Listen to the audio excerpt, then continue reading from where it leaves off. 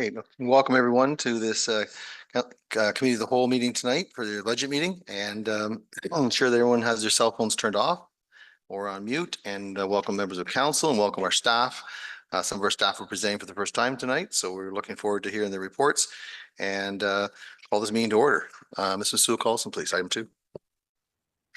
And this meeting is a special meeting that South Huron Council approves the agenda as presented.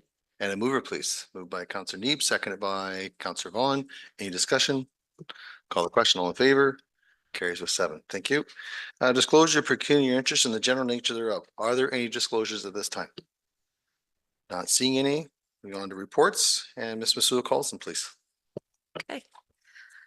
Developing the municipal budget is one of the most important functions of the municipality. A municipal budget is a policy and planning document that outlines a municipality's priorities and the funding for those priorities for the coming fiscal year. The budget process is about offering valued programs to the community, making strategic investments in infrastructure, while keeping property taxes as low as possible.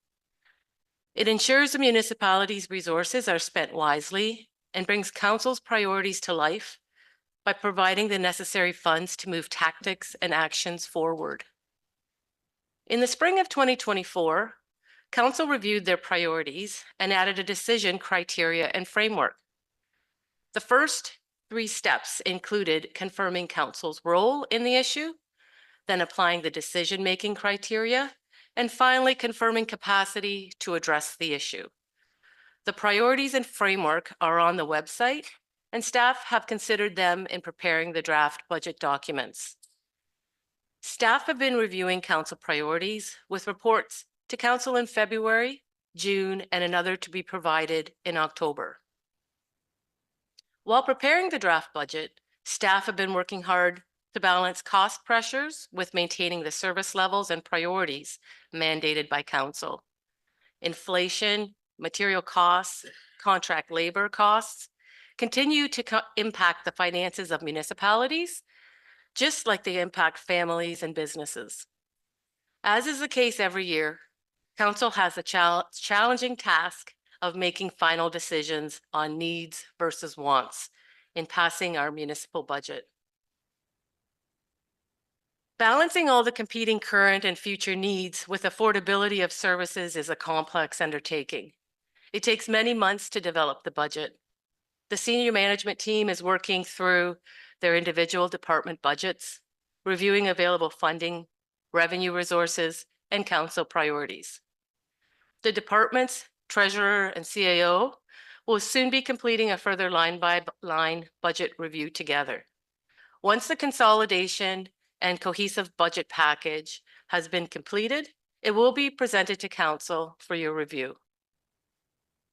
The schedule is to provide the budget book to council for the next budget meeting on October 28th. Staff have been mindful of our need to maintain the services and infrastructure that South Huron residents expect. However, also understand the financial stress that many households and businesses are facing and try to find a fair balance.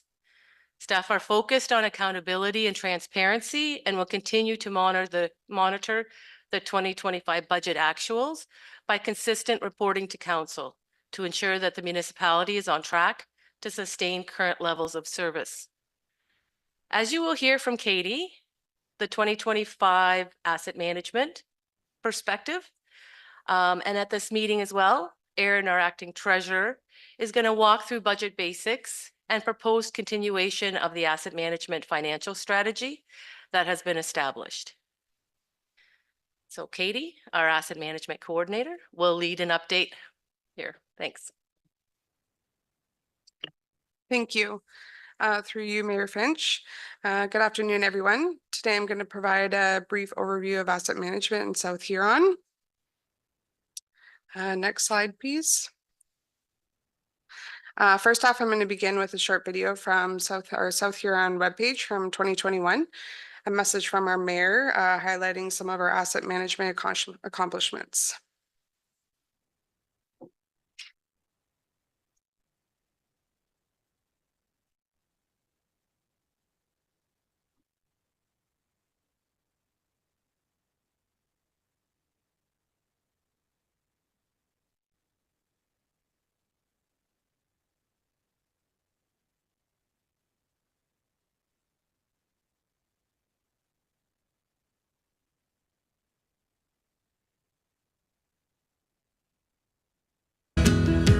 Located north of London, Ontario, South Huron is the best part of Ontario's west coast. With approximately 5,500 households, we have the largest population in Huron County.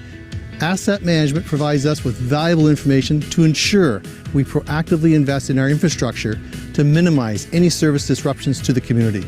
Council has made this a priority by adopting a strategic asset management policy that demonstrates our leadership and outlines a commitment to making continuous progress.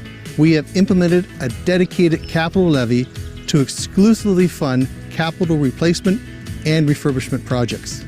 And for the past 4 years, Council has established an operating budget dedicated to operationalizing asset management activities such as hiring and training dedicated staff, as well as updating condition data on infrastructure assets. We use this information to identify priority capital projects, and we also leverage this information to determine how to best utilize external funding support such as Canada's Community Building Fund. The one-time doubling of the fund this year allows us to make real impact on our infrastructure backlog. South Huron staff are taking advantage of technical assistance provided as administered by AMO to help us gain valuable knowledge on best practices in asset management, while connecting us with our peers from neighboring municipalities facing similar challenges.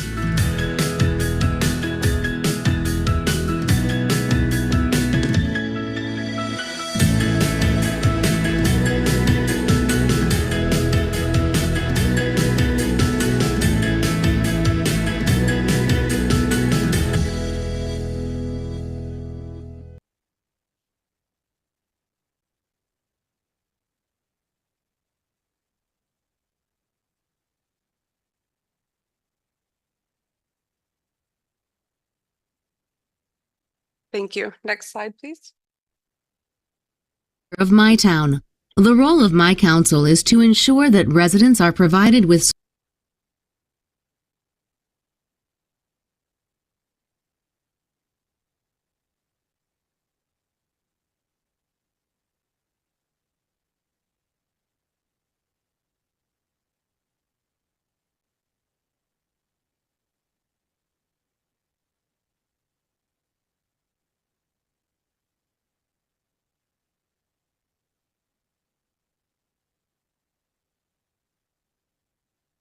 Perfect. So to get started today, I'm going to provide some background information on asset management in South Huron. Understanding what asset management is begins with an understanding of the word asset in this context. In simple terms, an asset is anything that delivers value to your organization and the stakeholders you serve. The goal of asset management in South Huron is to minimize the lifecycle costs of delivering infrastructure services, manage the associated risks, while maximizing the value the community receives from the levels of services provided. Next slide, please. So the 6 main components of asset management to consider when determining how to begin or update our database are the identification of the asset, the location of the asset, the condition of the asset, the specification of the asset, maintenance required on that asset, and any costs relating to the asset, including the replacement cost. Next slide, please. Some benefits of asset management include the following: enhancing financial performance, managing risks, support sustainable of services, meet service needs and promote community satisfaction, support economic activity, and promote quality of life. Next slide, please.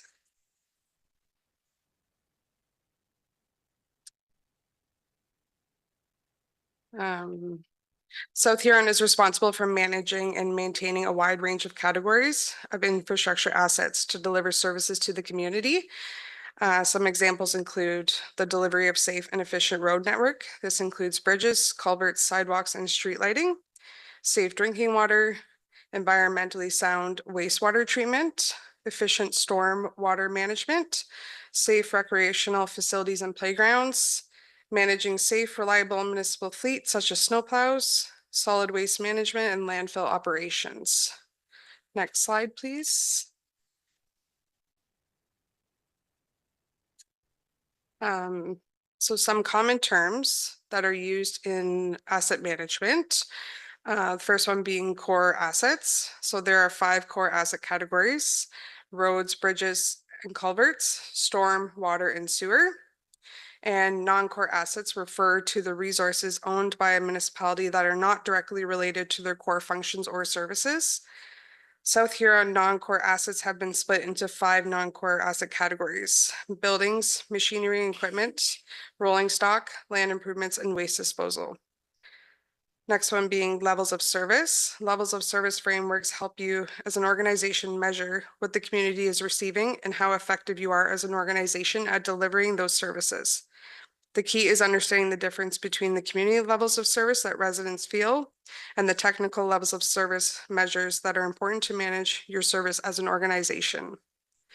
The useful and expected life of an asset is the period over which the municipality expects the asset to be available for use and remain in service before requiring replacement or disposal.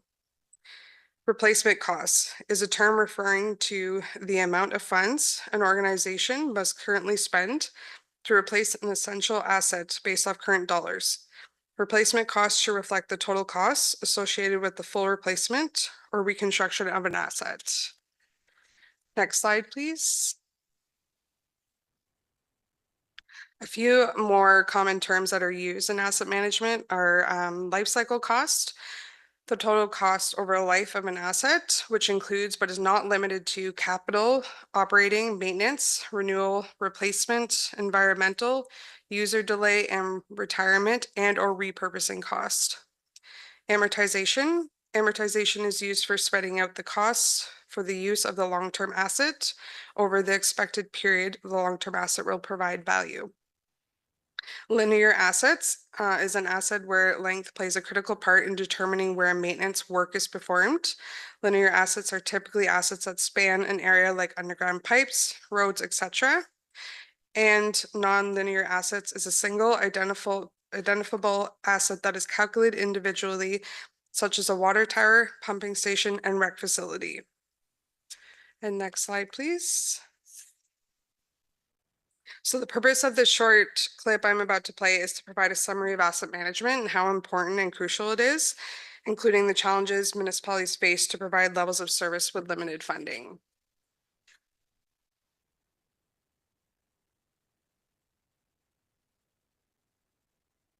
To get you thinking about it as a career. What is asset management? Not sure? Well, you've come to the right place.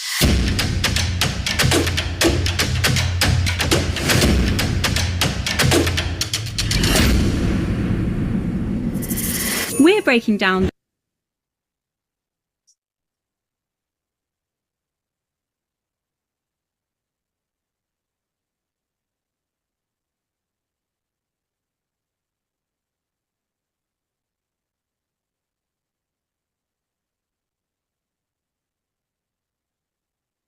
Apologies, wrong video.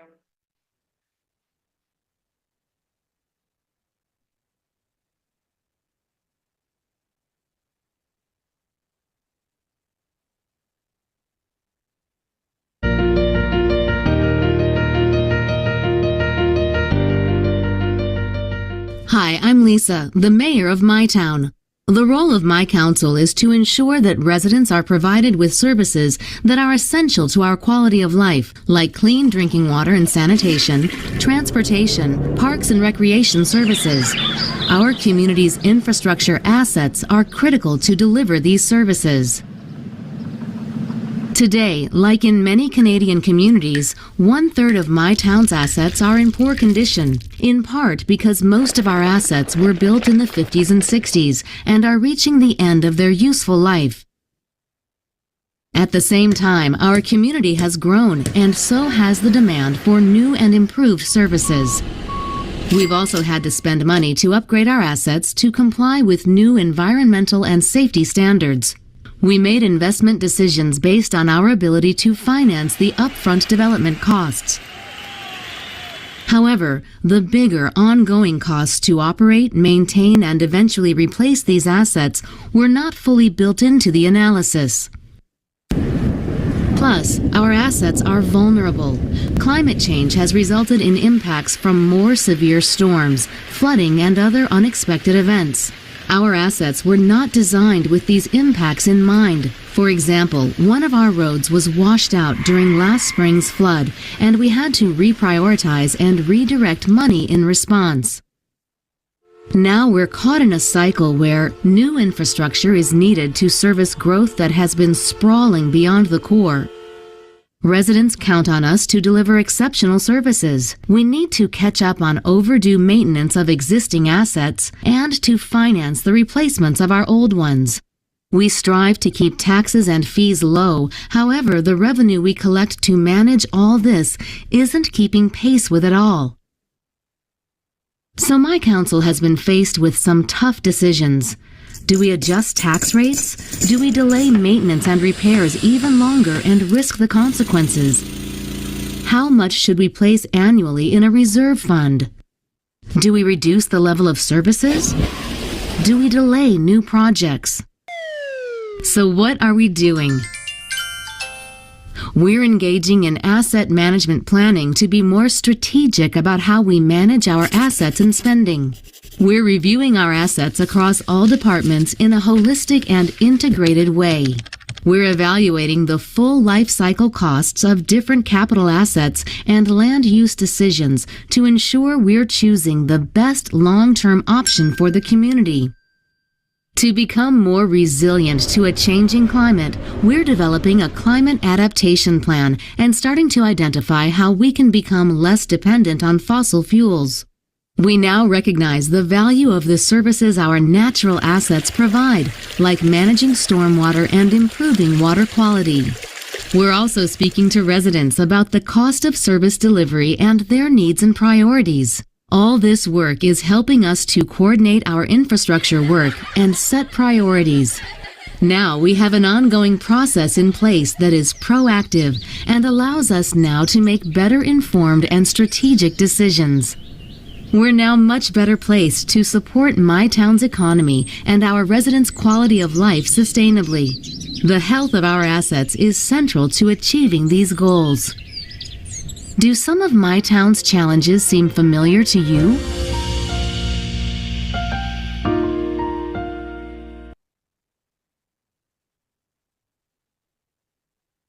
Thank you. Next slide, please.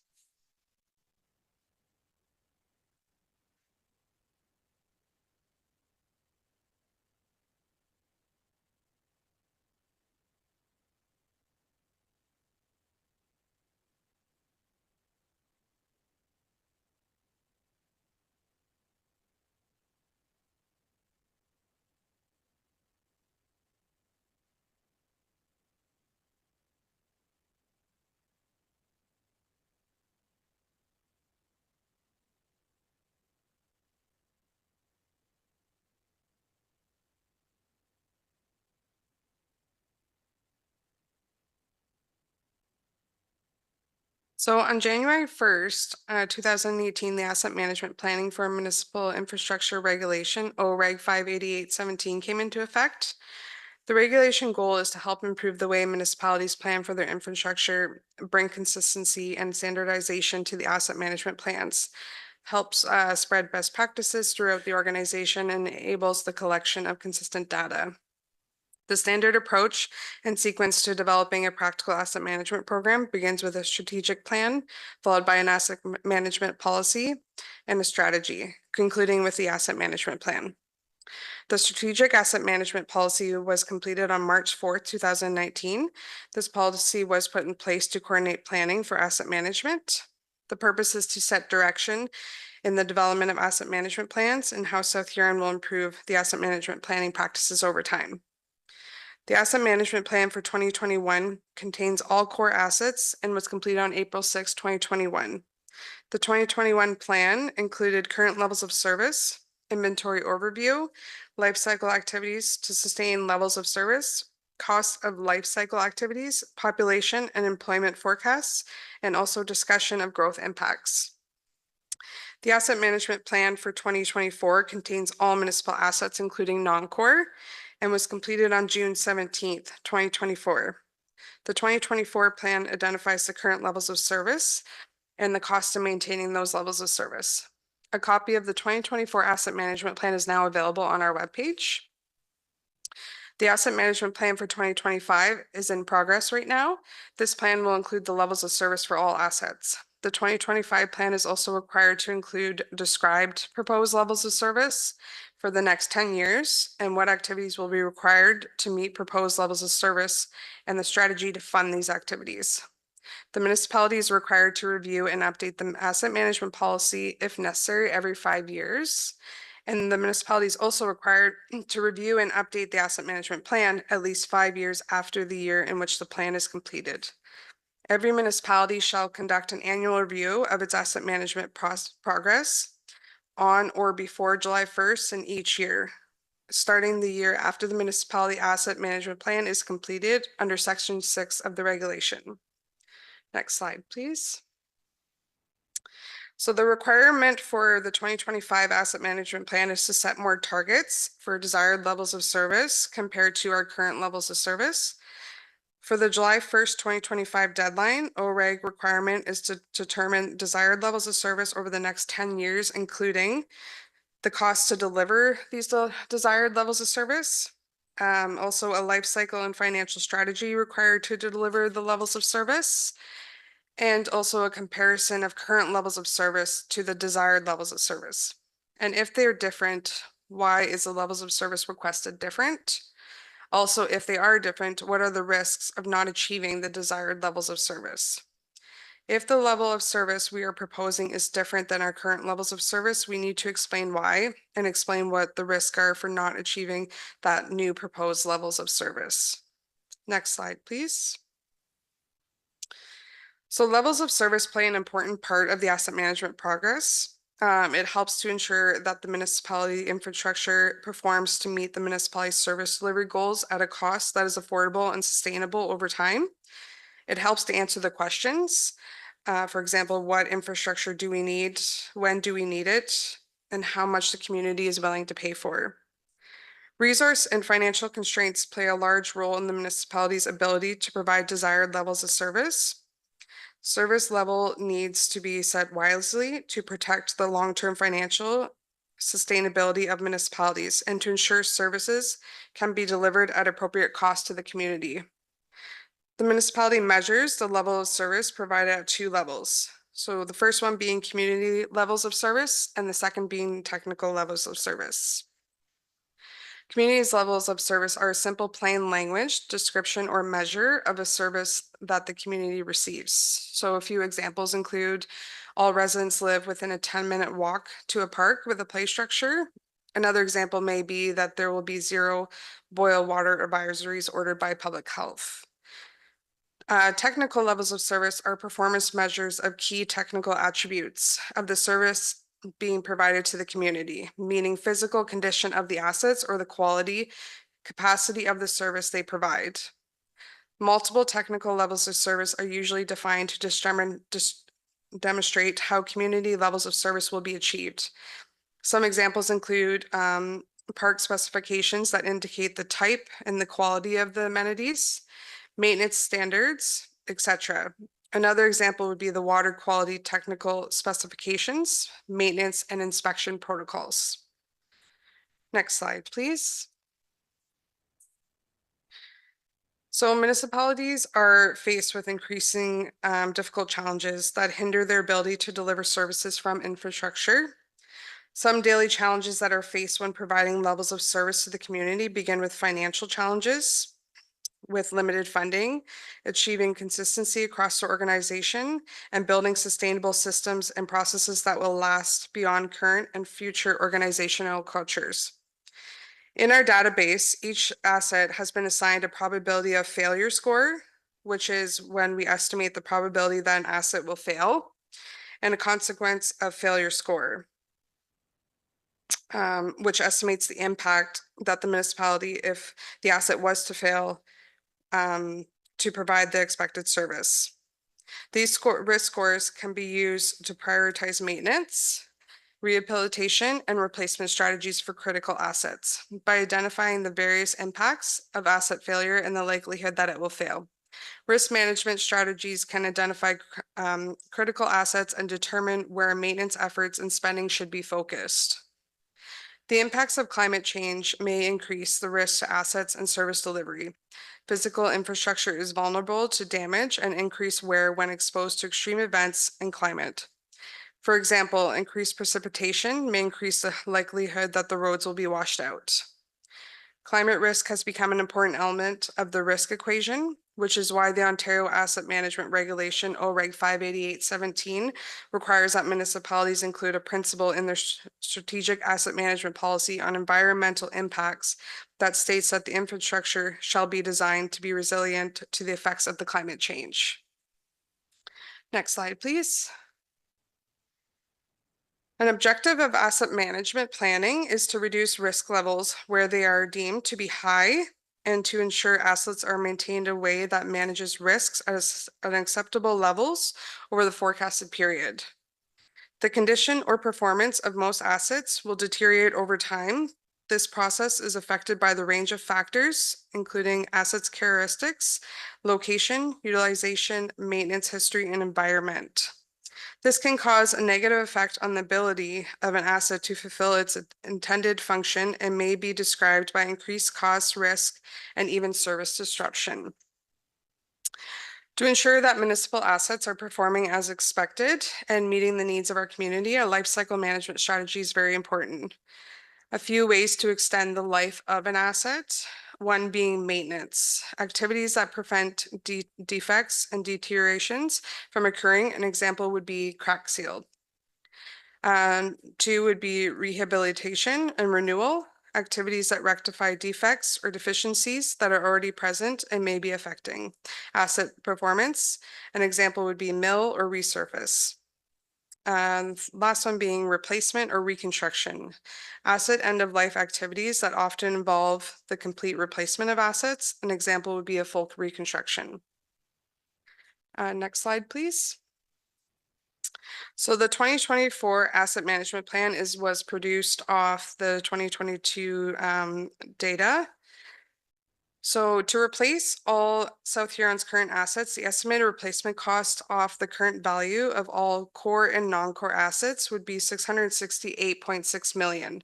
Divided that by each household, it would cost approximately $142,000 based off the 2021 census. So please note that the replacement cost is a rough estimate due to different sources of valuations and based off all households in South Huron using the services equally. Understanding not every household has access to all the same services. The acquisition of capital assets accounts for only 10 to 20% of the total cost of the ownership, and the remaining 80 to 90% develops from operations and maintaining the asset. This is why finding a cost-efficient way to manage our assets is very important to ensure they're sustainable and not a huge spike for our community. Next slide, please. So listed are a few future considerations and recommendations to better guide continuous refinement of South Huron's asset management program. First one being review data regularly to update and maintain a complete, accurate database. There are many aspects of the database that need to be updated regularly, including replacement cost, condition rating, risk assessments, additions and disposals, information, and attribute changes. Two, being continue developing a condition assessment strategy with a regular schedule. Condition assessments are used to identify and plan for maintenance that maximize asset life, including the remaining useful life of an asset, avoid risk, and to maintain service levels. Assessments also assist with long-term financial planning and ensure we are complying with all the OREG 588-17 requirements. Condition ratings are an important tool that can be used to analyze current levels of service because they provide insight how the asset is performing in relation to the objective for the asset. Next would be to review and update life cycle management strategies. Assets need to undergo maintenance and interventions over their life to sustain proper functioning and service levels. Over time, these costs can outweigh an initial cost of the asset. The life cycle management strategy helps municipalities plan for these costs over a forecasted period. Next would be to develop development and regularly review short and long-term plans to meet capital requirements. And last would be to measure current levels of service and identify sustainable proposed levels of service. So municipalities should follow a well-defined process, their level of service for their level of service evaluation. A good process also ensures that the desired levels of service reflect the cost of providing that service is affordable and that the community is willing to pay for. The Ontario Asset Management Regulation requires municipalities to undertake an affordability assessment of desired levels of service. And final slide, please. Thank you for your time this evening. I'm happy to take any questions or comments. Very good presentation. Thank you very much, Katie. Thank Any- you. Any questions at all for Katie at all? Counselor Neeb, go ahead. Thank you very much for the presentation. The one question I had in regards to the regulation and the and setting the desired levels of service over the next 10 years, we have a number of assets that we know in 15 years or 20 years or maybe even 30 years will need to be replaced. And I'm just wondering how much of that will be put in the strategy for the next 10 years, because it might seem like every 5 years we're going to be reevaluating the next 10 years and we're still going to have a spike, right, of investment that's going to need to be made. So I'm just wondering, is that going to be part of the asset management plan for 2025, or is that kind of the idea that every 5 years we would do that review, and that's kind of over a number of years we wouldn't see as much of a spike? Through you, Mayor Finch. So for the life cycle management strategies, those are more done from each department manager, project manager. So I guess what it would be was that they would have to, any updates going forward, they would relate to me, and then I would put them into the asset management plan, and I can update it regularly, like every year. Does that answer your question fully? I think so. I think what you're getting at is it's more of an ongoing process to set aside funding, because I know during our last budget session we were putting, I think it was 0.25%, but again, I know we all know, I think that's not enough, but at the same time it's what we can do. So coming up with a plan that looks at the next 25 to 30 years, I think would be helpful, not just limiting our scope to the 10 years, I think was kind of my, what I was getting at. But again, the regulation might say one thing too, but if we can go beyond that, I think that might be beneficial. Okay. Great, thanks so much. Any other questions? Okay, not seeing any. Thanks so much, Katie. So now we go on to, who's next here? Aaron. Welcome. Can read the resolution. That South Huron Council receives a presentation from Katie Rowe, Asset Management Analyst, Asset Management Overview. And a mover, please. Moved by Councillor Oak, seconded by Councillor Neeb. Any discussion? Call the question. All in favor? Carries with 7. Thank you. And 4.2.2. Go to welcome Aaron. Welcome, Aaron.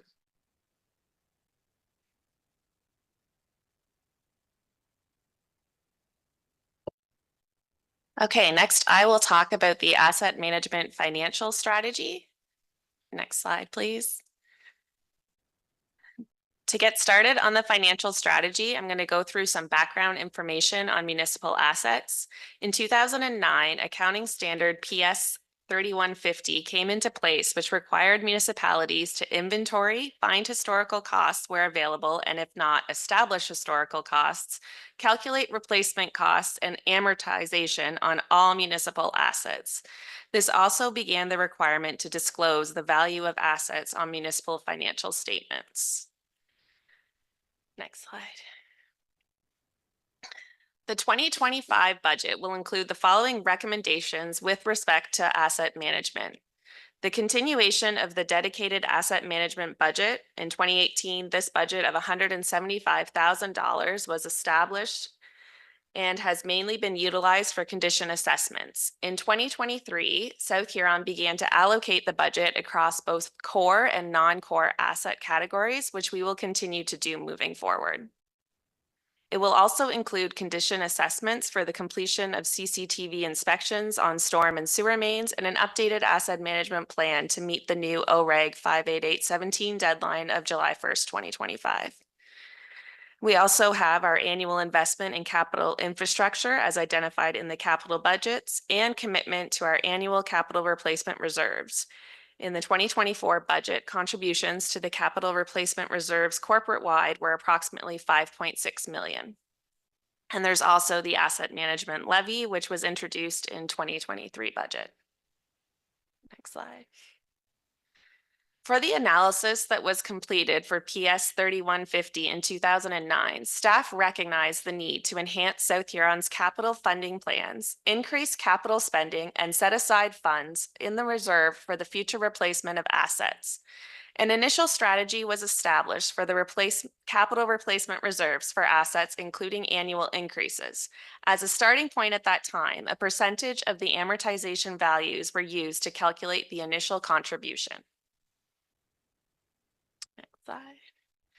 So the table on this slide, which I apologize is very hard to see, shows the annual amounts contributed to the levy-funded capital replacement reserves beginning in 2009 through to 2024. Please note that the chart does not reflect any amounts taken from the reserves through resolutions. Commencing in 2011 through the budget process, the established guideline allowed for the use of 25% of the previous year's contributions. So a couple of things to note on this slide. The percentage at the bottom of the chart represents the year-over-year change in overall contributions. So for example, in 2023, contributions to the levy-funded capital replacement reserves increased by approximately 2%. Beginning in 2020 budget, there was the introduction of a dedicated capital levy at 0.5%. In 2022, this amount was increased to $90,869. During the 2023 budget deliberations, Council decided to reallocate this dedicated capital levy to transportation. So you'll see that the dedicated capital levy reserve, which is the first line on the chart, has no contributions in 2023, but that the transportation capital replacement reserve has increased contributions. So that's continued for 2024. There was also the introduction of the asset management levy, the 0.25% of the current levy in 2023. And this levy was also put towards the transportation capital replacement reserve and is also captured in the chart above. Next slide, please.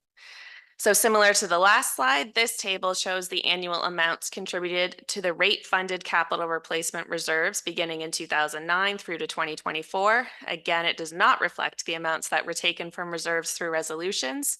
And in 2019, the allocations were made based on the Watson rate study, and that has continued going forward. Next slide. In addition to the capital replacement reserves, South Huron completed additional activities that prove their continued commitment to asset management. This includes the implementation of the 10-year capital plans, which began in 2022, the implementation of the dedicated asset management budget, which was previously mentioned, that $175,000. As well in 2020, based on feedback from taxpayers, that's what established the dedicated capital levy equal to 0.5% on the levy, and that was discussed on the previous slide. As well as utilizing the OCIF and the Canada Community Building Fund, previously known as the gas tax, those dollars were dedicated towards the roads category. And during the 2023 budget process, Council was presented with various options proposed by staff to address the annual capital funding deficit for levy-funded assets. And that's where the resolution was made to include the 0.25% asset management levy increase in the 2023 budget. So this brings us to where we are now. During the 2023 budget process, Council decided on an asset management financial strategy, which took into consideration some of the recommendations from our current asset management plan from 2021. For this year, we will be presenting the 2025 budget based on a continuation of last year's recommendations for the financial strategy. This includes allocating OCIF and CCBF funds to the roads network, storm sewer system, and bridges and culverts asset categories, as well as increasing the asset management levy by 0.25% in the 2025 budget year, which is based on the prior year levy, which would be $27,428. Next slide. So the new asset management plan was completed in 2024, and it incorporated both core and non-core assets. A recommendation from the report was the annual increase to the tax rate for infrastructure deficit of 1.6%, average annual tax change over 20 years. At the June meeting, there was a deferred motion as follows: that council directs staff to incorporate the financial strategy recommendations from the asset management plan into the future financial planning and long-term budgeting for council's consideration. As there is a 2025 asset management plan being completed for July, that will include proposed levels of service and a financial strategy for meeting those levels of service. We believe there will be new recommendations based on the updated levels of service and replacement costs, and therefore we recommend waiting for the updated information before adopting any changes in the asset management strategy. And that's it, so I'll take any questions. Good job, Aaron. Well done. Councillor Oak, go ahead, please. Thank you, Aaron. Well done. On page 25, the 0.25% asset management levy increase, that's being proposed another 0.25%. So that'll take us to 0.75. Are we in year 3 of that? It was going a quarter over 4 years, or is it just a quarter each year? Is it building on itself, or is it just a 0.25%, and we said we would do it for 4 years in a row? Ms. Masuda-Collison, do you want to take that? Through the mayor, I believe it's not cumulative. I believe it's only the 0.25%. That's what's been the last few years. Okay, I'm just that. But we can confirm, but that's my understanding. Okay, thank you. And just a Go ahead. follow-up. Yep. So the capital deficit that we have, obviously, any idea what that number roughly is a year? We're contributing capital each year to in our budget, and just wondering, 668 million was the total assets that we have in that one chart. Just wondering, say we're putting 10 million into capital, and really we need to be putting 20 million in, or 18 million, or 15, or just wondering how big that gap is, if there's been any calculations on that. Aaron, would you know offhand or be able to provide any answers? We can take that back and certainly look into it. It depends on which data we're looking at. So the report that was completed for 2024 is looking at 2022 data, and the 2025 report will look at 2023 data. So it's going to kind of be a moving target, and always a target that is a little bit behind based on the data, but we can certainly take that back and look into.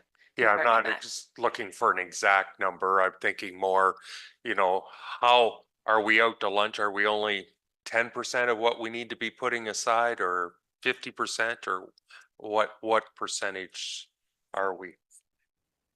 Or 5%. I don't know what that number is yet. Okay, staff could bring something back for sure. Okay, are there any other questions at all? Councillor Vaughn. Yes, following up, or in addition to Councillor Oak's question, Rebecca, you said you were going to take it away and look at, is this 0.25% cumulative year over year? I'm just wondering for the 2025 year, if that 0.25% is going to be off the basis of that 668 million asset base, as opposed to when in 2021 we were around 500 million. So we've grown substantially. So which is the denominator for the 25%, 0.25%? Okay, comments from staff? Go ahead, Aaron. So the 0.25% comes off the previous year tax levy, actually. So it's actually off of approximately $10 million is what the number is that it uses. Okay, so totally different than what I was thinking. Okay, all right, thanks. Good, thank you. Any other questions? Not seeing any. Ms. Masuda-Collison, recommendation, please. That South Huron Council receives a presentation from Aaron Moore, Acting Financial Services Director, Treasurer, Asset Management Financial Strategy. And a mover, please. Moved by Deputy Mayor, seconded by Councillor Neeb. Any discussion? Call a question. Councillor Oak, go ahead, sir. Thank you, Mayor. Just a question. The various studies that we have going on right at the moment are being worked on, like the Watson study update and things. How are they going to be built into, are they going to take into effect before we have to submit for July 2025, the next version of our asset management plan? Are those studies going to be factored into the asset management plan that we're working on right at the moment? Aaron, go ahead.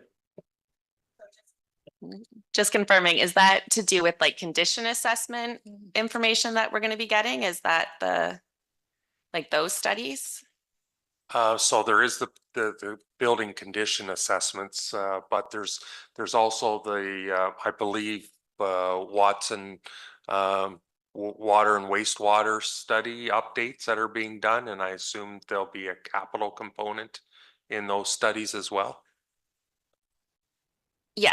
So when it comes to anything, so the 2025 asset management plan will be based on 2023 data, except if we have additional up-to-date condition assessments or any information like that, we can incorporate that in because that gets built into the replacement cost. It gives us a better idea of replacement cost.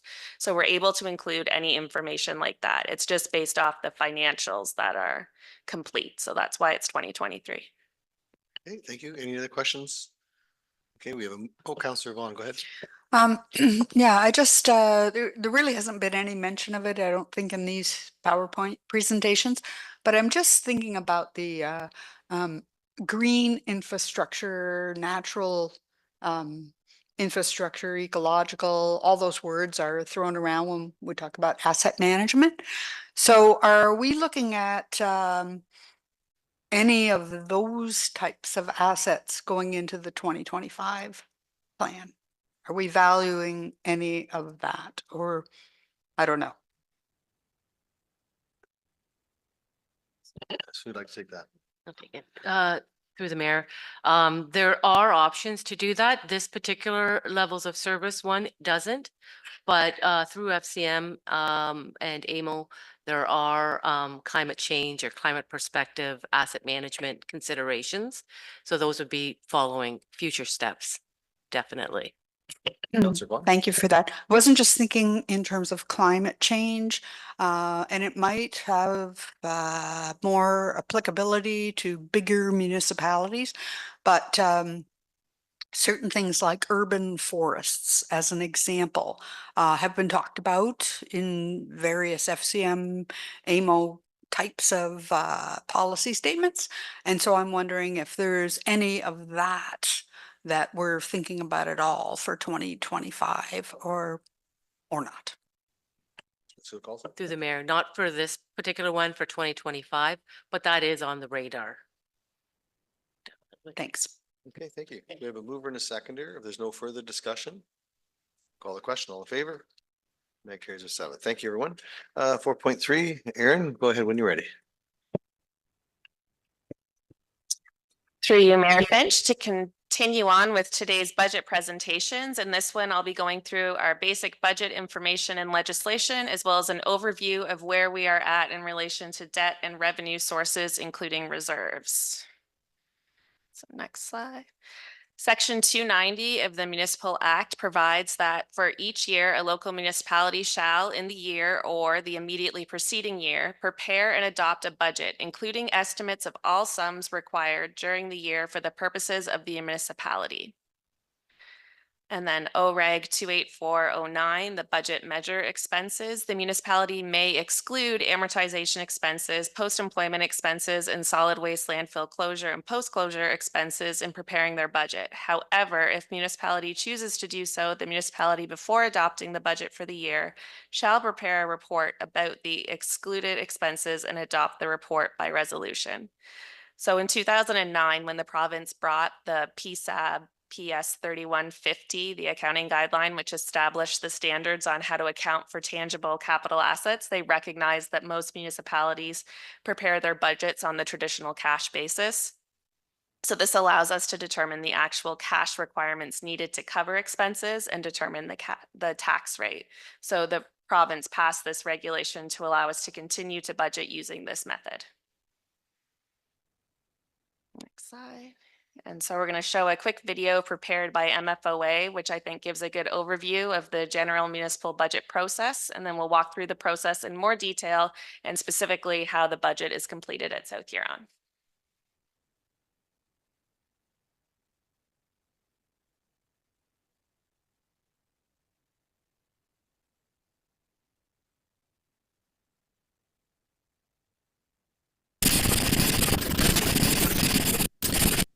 Okay, I would like to help you understand how your municipality develops its budget.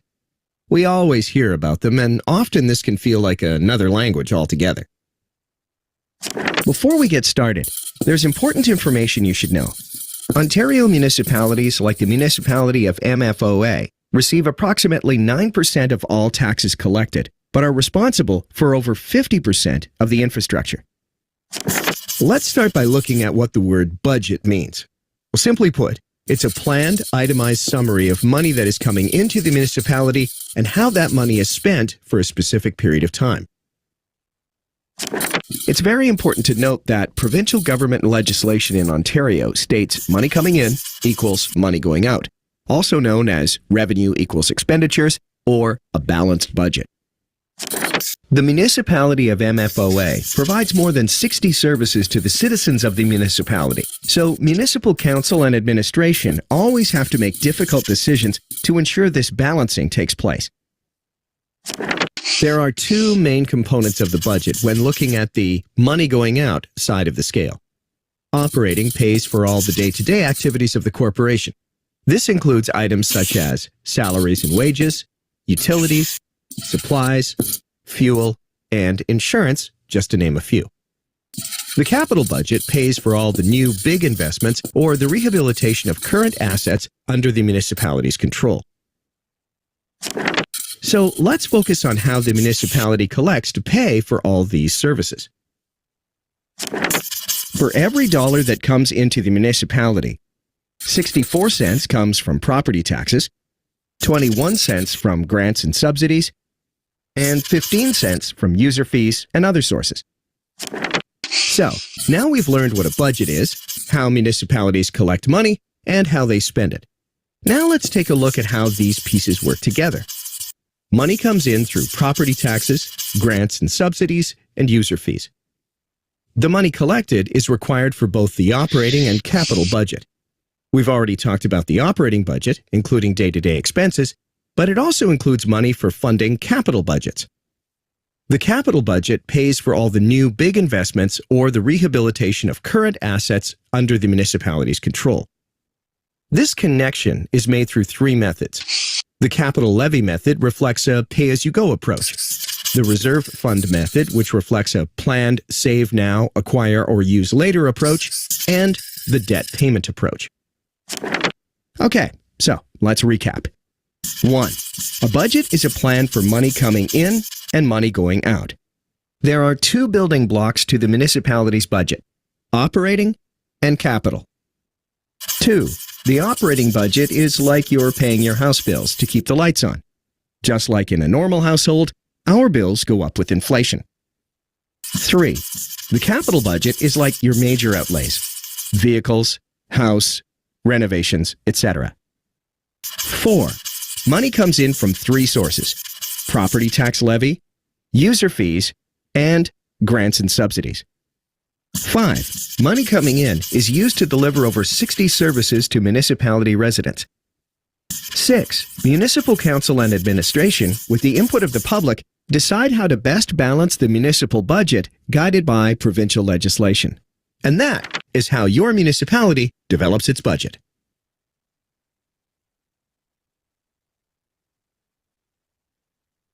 So as the video described, there's two overall budgets that the municipality maintains: the operating budget and the capital budget.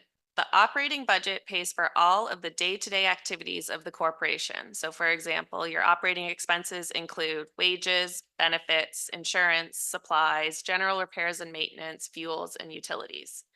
The capital budget pays for all of the large investments, replacement or rehabilitation of assets under the municipality's control. Examples of capital expenditures include the rehabilitation of roads, water mains and sewer mains, new facilities, rolling stock, and/or equipment. You will hear us refer to 3 different types of budgets: the levy-based budget, the special area rated budget, and the user fee budget. Sorry, next slide. The levy-based budgets are supported mainly by property tax dollars collected on all assessed property tax and include the following: policing, planning, bylaw enforcement, fire, transportation, recreation, economic development, conservation authorities, library, general administration, council, community grants, cemetery, animal control. User fee-based budgets are supported by user fees and permits and are full cost recovery and include the following services: water, sewer, solid waste, and building.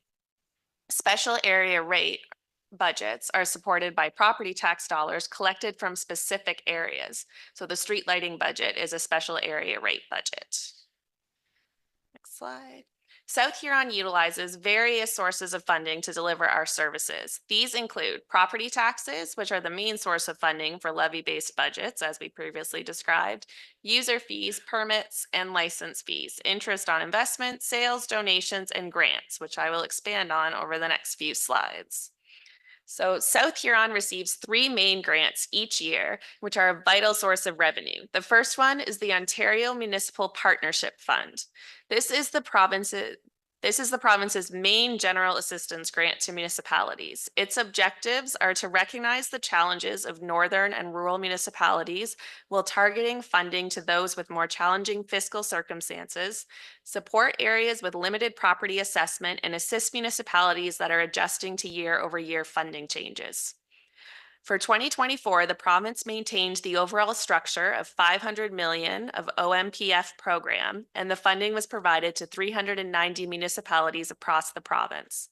At this time, we have not been provided with our OMPF allocation for 2025. Last year, we received notification in November, so I'm hopeful we'll receive it around the same time again this year, and we'll be able to update council at that time. Over the last 5 years, our allocation has fluctuated. We've been seeing slight increases in the annual allocation since 2021, which is definitely positive, given that the province had indicated that year that they were considering phasing the grant out. Another key source of grant funding is the Canada Community Building Fund, which was formerly known as the Gas Tax Fund. This is a federal grant flowed through AMO. We received an annual contribution through a signed agreement. Funds are provided to support local infrastructure priorities. The latest agreement was signed in 2024, and it's for 10 years. And note that although the agreement is signed, it doesn't indicate what the funding is that we will receive each year. Communities select how best to invest the funds, having the flexibility to make strategic investments across 19 different project categories, including wastewater infrastructure, local roads and bridges, solid waste management, and recreation. The asset management plan adopted by Council in 2021 recommended that these funds be used for transportation asset replacement. Any unused funds in a given year must be maintained in a reserve fund. In 2023, the CCBF funds were allocated towards the McTaggart Line resurfacing capital project, and in 2024, the funds were allocated towards the traffic signal upgrades at Main and Huron. For the Ontario Community Infrastructure Fund, the province will provide $400 million to 425 small, rural, and northern communities across Ontario, and those are the 2024 figures. OSIF grant is a formula-based grant received annually and geared towards small, less than 100,000 northern and rural municipalities. The basis for the funding formula was amended in 2023. The size of the grant is determined by estimated current replacement values for core infrastructure owned by municipalities, including roads, bridges, water, and wastewater, as well as the municipality's economic conditions. Eligible expenses for this funding source are capital expenditures on core infrastructure, such as roads, bridges, water, and wastewater, that are part of an asset management plan. The asset management plan adopted in 2021 also recommended that this funding be used for the transportation asset replacement. And notification of the funding is received near the beginning of December. In 2024, the funds were allocated to the McTaggart line paving and to the Huron Street structure replacement.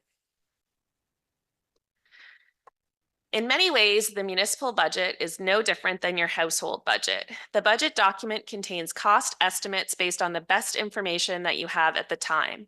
Throughout the year, as items are purchased, you will realize the actual costs. Some things might come in on or below budget, and some may be over budget. Where this occurs, staff will seek council direction whether to proceed. The financial cycle is plan, do, report, and evaluate. The budget is the first part of the cycle as it is the planning document for the finances for the municipality. The budget is a link to the strategic goals and operational plans as well as a communication tool.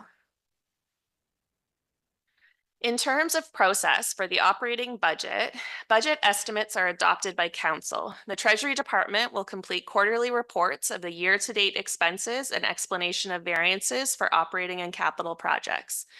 The Treasurer completes the report each December with carry-forward projects, both operating and capital, for the approval for expenses the following year. Any underspend then goes into the working funds reserve and spending can be committed from there. Similarly, with the capital budget through the budget process, the budget estimates are adopted. Through the procurement process, we will receive actual costs. The procurement policy determines the type of procurement method which is used. For example, items between $15,000 and $35,000 are handled through the request for quotes. Most capital projects are over $35,000 and the tender process through bids and tenders is used. Quarterly status reports are completed by finance with the assistance of the department managers to assess spending and prepare for any carry forwards. And any surplus or deficit at the end of a project is transferred to the respective department's capital replacement reserve. Assessment. So the Ontario government establishes the province's assessment and taxation laws and determines the education tax rates. MPAC, on behalf of the province, determines the property assessments for all properties in Ontario. 2016 was the last reassessment year and was based on a valuation date of January 1, 2016. At the time, the market increase was phased in equally over 4 years from 2017 to 2020. Reassessment was then paused by the province as they are conducting a review of Ontario's property assessment and taxation system. The province has not provided any update to when the next reassessment may occur. They have indicated that they're conducting this review of the system and will not announce the next reassessment date until that review is complete. MPAC does continuously assess rebuilds or new builds as they happen, so we receive those as adjustments throughout the year. So through the budget process, you will hear the terms tax levy and tax rate. Tax levy is the amount of money collected through taxes that's required to fund services and support the capital plan. Budget estimates will provide the levy amount required to fund the services and support the capital plan. Tax rate is the rate used to calculate taxes to be collected based on the levy amount required to fund the services. The tax rate is impacted by the levy amount required and the assessment value provided by MPAC. So the tax rate will fluctuate up and down depending on those two values. Next, we'll watch a video produced by MPAC, which will help illustrate how property taxes are calculated based on how much your home is worth.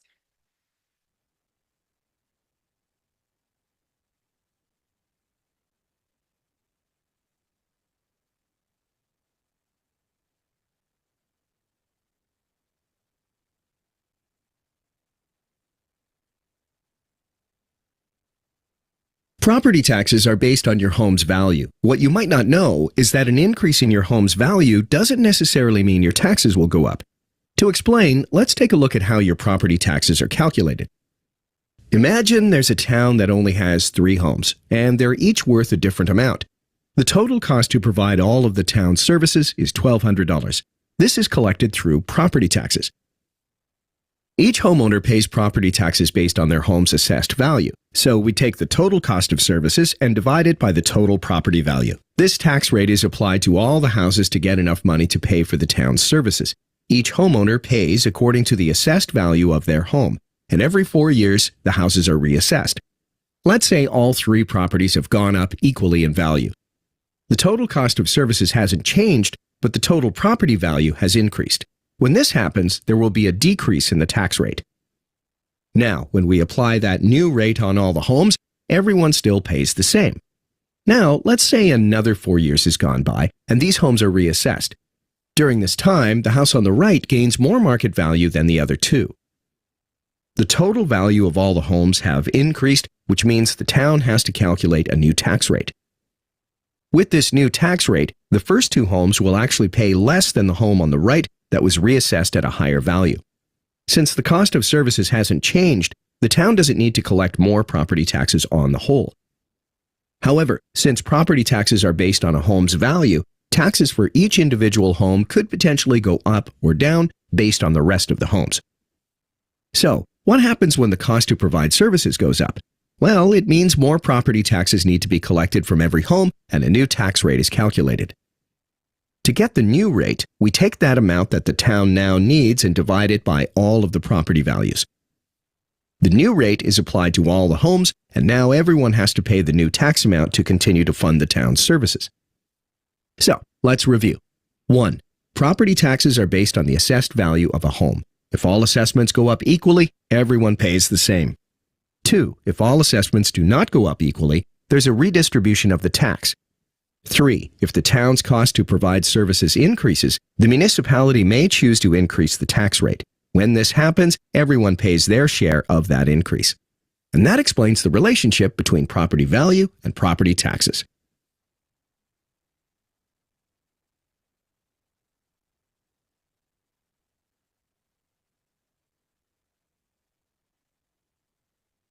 So now we'll focus specifically on South Huron and how we build our budget. So the slide that will shortly appear will provide a brief overview of the process that staff and council undertake when building the annual budget. So first, managers draft their operating and capital budgets, and that takes place in August and September. Then the budget starts to review with finance and the CAO, also in August and September. Public communication and budget education starts in September. And then we're at where we are today with the budget basics meeting on September 23rd. And then budget deliberations will start at the end of October into November. And then the budget adoption will happen in December or January. So some of our communication strategies are to focus on budget education. We'll have a series of social media posts that will provide some information and allow the opportunity for questions. New this year is that we've made some videos that will focus on the municipality and discuss the budget. Although budget is not necessarily the focus of these videos, they will be an overview of South Huron that we worked on in August. So we're happy to see what those turned out to be. For the 2025 budget development strategies, staff have developed the 2025 budget based on the following strategies, which are the same strategies used for the 2024 budget. Next slide. It's to maintain the current levels of service, the same debt management strategies as identified in the debt management policy. These debt strategies defined in the policy were developed to mitigate the impact of debt servicing costs on the operating budget. The principles defined in the asset management plan, such as developing the 10-year capital plan, the long-term capital plan, has been identified in the Federation of Canadian Municipalities funding programs as a must to move along their asset management readiness scale for funding considerations. We recommend the financial strategies for council's consideration, such as the continued contribution to the capital replacement reserves and the asset management levy that we touched on in the asset management presentations tonight. When the draft budget is presented, you'll also notice that some of the budget lines will reflect a levy increase on the base budget for items impacted by COLA, such as utilities and insurance. This slide outlines the existing commitments that were made through MOUs and sponsorships within the community. We have several memorandums of understanding noted on this slide, and we also have the 10-year sponsorship commitment for $25,000 a year with the Huron Country Playhouse. Switching gears a bit now, I'd like to go over the debt legislation and framework at South Huron. The Ministry of Municipal Affairs and Housing offers guidance in the form of a 25% annual repayment limit, or ARL, for municipalities. Debt cannot be extended beyond the lifetime of the capital work for which the debt was incurred, or 40 years in total. So what is the annual repayment limit? So the annual repayment limit may be generally summarized as the maximum amount that a municipality in Ontario can pay each year in principal and interest payments for its long-term debt and other long-term financial commitments. For most municipalities, not including Toronto, the ARL is set at 25% of their annual own source revenues, such as property taxes, user fees, and investment income, less their annual existing long-term debt service costs and payments for other long-term financial obligations. And municipalities may only exceed their ARL with the prior approval of the Ontario Land Tribunal.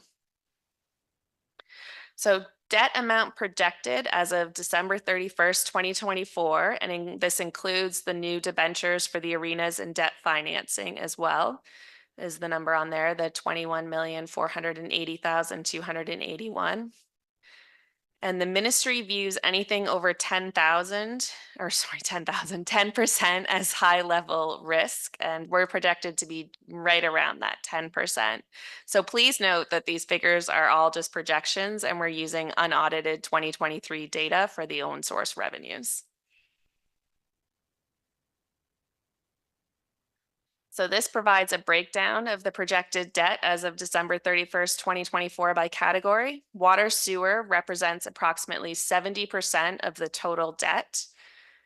And that recreation debt does include the final debentures for the Stephen Arena and the South Huron. The debt management policy was adopted in November 2021. It established debt limits to preserve borrowing capacity for future capital assets. It set maximum annual debt servicing limit at 12.5%, so different than the allowed 25%, with the intention to reduce this to 10% by the year 2030. The policy outlined term restrictions to the lesser of the expected useful life and 30 years versus the ministry's guideline of up to 40 years. And upon retirement of long-term debt, the annual budgeted principal and interest amounts funded will be allocated to the infrastructure capital plan for the original funded source. So whether that be user fee debt for the user fee capital plan. So South Huron maintains both reserves and reserve funds. Reserves are an appropriation from net revenues at the discretion of council. And just as a general rule, reserves are for rainy days and reserve funds are for large purchases. There's also obligatory reserves, which are shown as deferred revenue on the financial statements. Any interest earned is kept with the reserve fund. Maintaining sufficient balances in reserves and reserves funds is a critical component of a municipality's long-term financial plan. It strengthens its long-term financial stability, helps to minimize fluctuations in the tax rate, and provides funding to sustain infrastructure.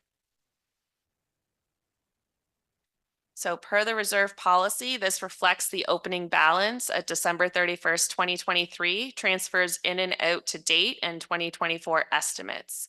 So the column on the far right is the estimated amount committed to projects, or the amounts which have been committed to projects through the approved budget and or in year resolutions.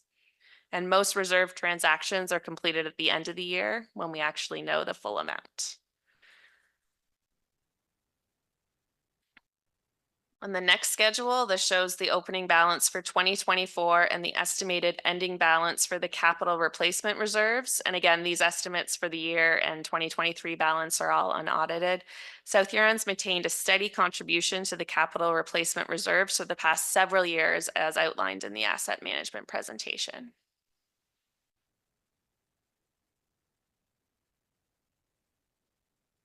So reserve funds are established by council and or when a statute requires that they must remain segregated from the general operating funds based on a statutory requirement or future financial commitment, and they usually have restrictions or rules around collection or use. So for example, the development charges revenue. There's two types of reserve funds: obligatory and discretionary. Obligatory reserve funds are established by legislation, and discretionary reserve funds are established by bylaw. The obligatory reserve funds will be shown as deferred revenue, and other than the obligatory reserve funds, it's up to the municipality if it needs to be a reserve versus a reserve fund. So this is the chart for the obligatory reserve funds and the deferred revenue, the opening and estimated closing balances for 2024. And then this is the discretionary reserve funds. So the estimated amounts here show what's been committed for 2024. And note that the one change on here is the additional 15,000 that was committed at the meeting last week for the Dashwood Community Development Fund. That would need to be added to the first line. So budget pressures, there's no change in our budget pressures from last year. These have been consistent for the last few years with regards to inflation and supply chain issues. One note on here is we show that the most recent CPI available was 2.7% in July. August is now out, and it was 2.1% in August. Next slide. South Huron has two general residential tax rates. This was established as an amalgamation when it was determined that the policing costs would be cost shared 55% urban and 45% rural. So on the chart on this slide represents the residential tax rate increases year over year for the past 5 years. And that's it. Thank you. Great job. Well done, Aaron. Any questions? Councillor Vaughn? Thank you. Yes, I have a question about MPAC, realizing that you don't have any idea when they're actually going to go out and do the mass assessment again. But we have been doing a lot of building in South Huron, and we have obviously been renovating homes or replacing them altogether. So my question is, for those properties, I do believe we're getting something as a result of MPAC doing something. And what I'm wanting to know is, I realize that the last assessment that we had was valuation date of January 2016, and then the market increase was increased over 4 years to 2020. So what I'm wanting to know is, when we have a new property or a radically renovated property that has changed from previous years, what is MPAC when they go out and assess those properties? What market valuation year are they actually using? So through you, Mayor Finch, they are using the 2016 values. So the new assessments are still, when there's in-year assessments and new builds completed, they are still completed at the 2016 rates.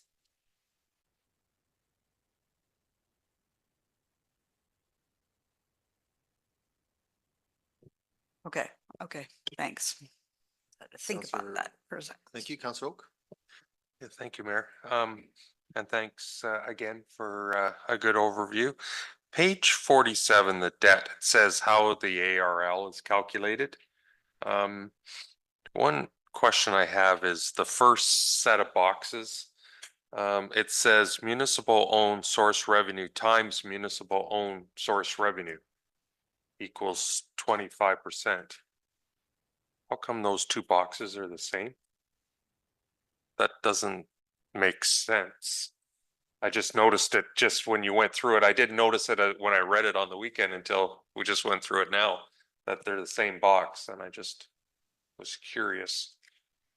Yeah, through you, Mayor, potentially that is an error and it should just say municipal owned source revenue times 25% equals what you're allowed to have.